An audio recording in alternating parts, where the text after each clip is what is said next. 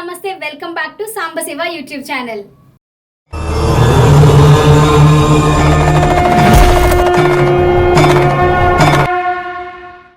కాకులకు అన్నం ఎందుకు పెడతారు? కర్మకాండ సమయంలో కాకి ఎందుకు ముట్టాలి? జ్యోతిష్యాన్ని బట్టి నవగ్రహాలకు వాహనాలు ఉన్నాయి.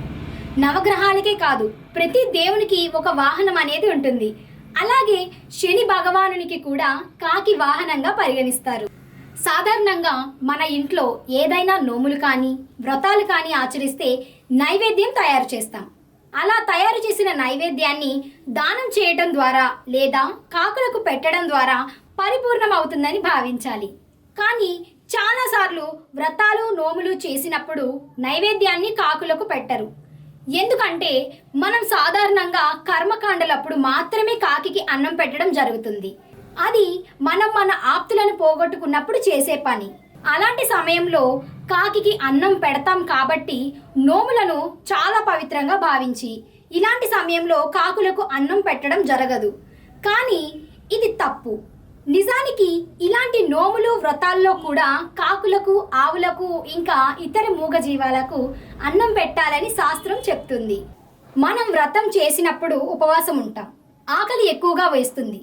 అయినప్పటికీ దానం మొదట చేసిన తర్వాత లేదా నోరు లేని జీవాలకు పెట్టడం జరిగిన తర్వాత మాత్రమే మనం భోజనం చేయాలి.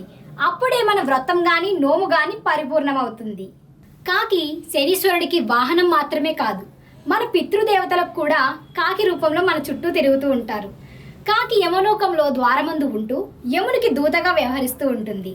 కాకికి అన్నం పెట్టడం ద్వారా యమలోకంలో ఉండే మన పితృదేవతలకు సంతృప్తి చెంది మనకు ఆశీర్వాదాలు ఇస్తారు.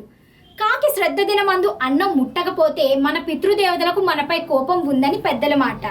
అందువలనే కాకి అన్నం ముట్టే వరకు తాపత్రయపడి ముట్టిన తర్వాత భోజనం చేస్తారు. అంతేకాకుండా మన పితృదేవతలు కాకుల రూపంలో మన చుట్టూ ఉంటారని, అందుకే వారు మరణించిన తిథులు అమావాస్య రోజుల్లో అన్నం పెట్టడం ఆనవాయితీగా వస్తుందని జ్యోతిష్య నిపుణులు చెప్తున్నారు. ఇది ఈరోజు వీడియో. మళ్ళీ ఇంకొక వీడియోతో మీ ముందుకు వస్తాను. అంటిల్ దెన్ నమస్తే.